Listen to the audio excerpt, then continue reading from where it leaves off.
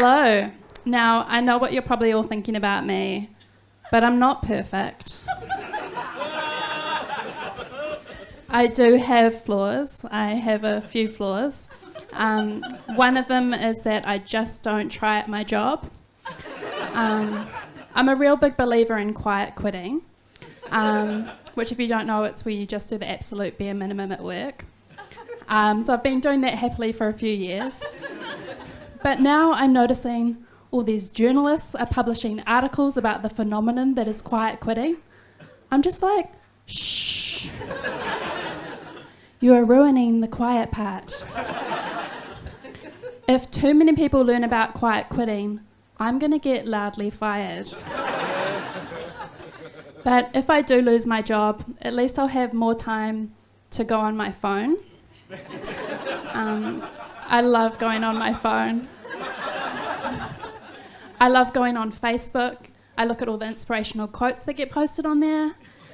And the people posting the most quotes are always the people with the most fucked up lives, which I find even more inspirational.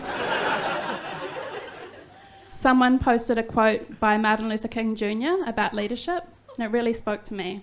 It goes, "We need leaders not in love with money, but in love with justice.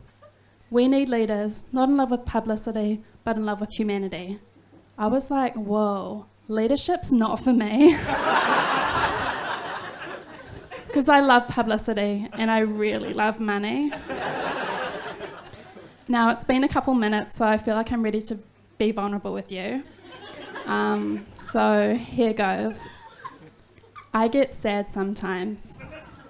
It's usually when I'm alone. No, wait. It's because I have a loan from the bank. A really big one. It's a mortgage. I own a house. See how I turned that one around? You can too if you're sad. Now, since moving to the suburbs to live in my house, I also moved medical centres as well. And I had to go in and meet with the nurse and do a full history with her. And the questions she asked were quite personal.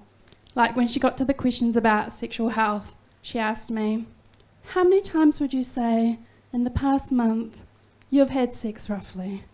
I was like, not at all. I'm always very gentle.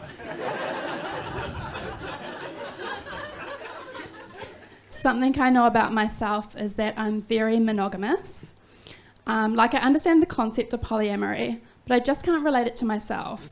Like, for example, when I go into an ice cream parlour and they're like, "For that price, you can get up to 3 flavours."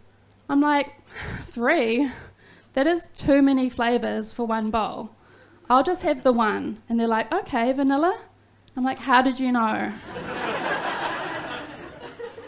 I also know I couldn't handle the jealousy aspect of polyamory.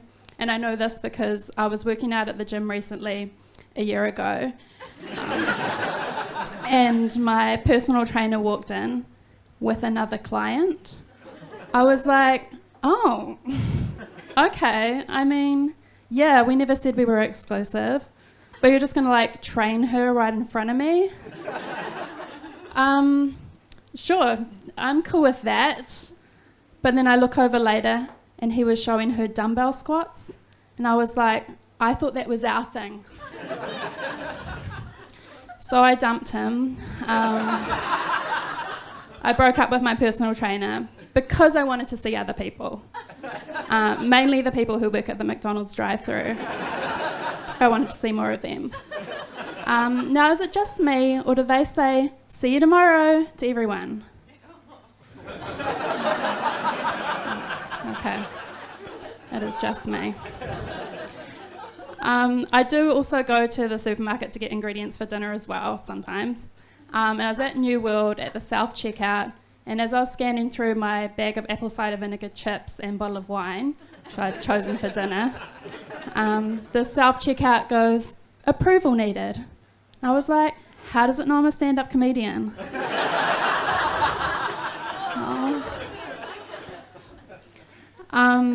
No, I've been doing comedy for a few years and I do want to get good at it. I want to get good at physical comedy, so I actually signed up for clown school. This is what I've learnt.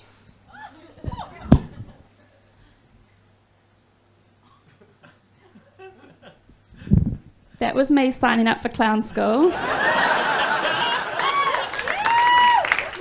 It was an online application. And the classes haven't actually started yet, so that was self-taught. Thank you. You've been the audience. I've been awesome.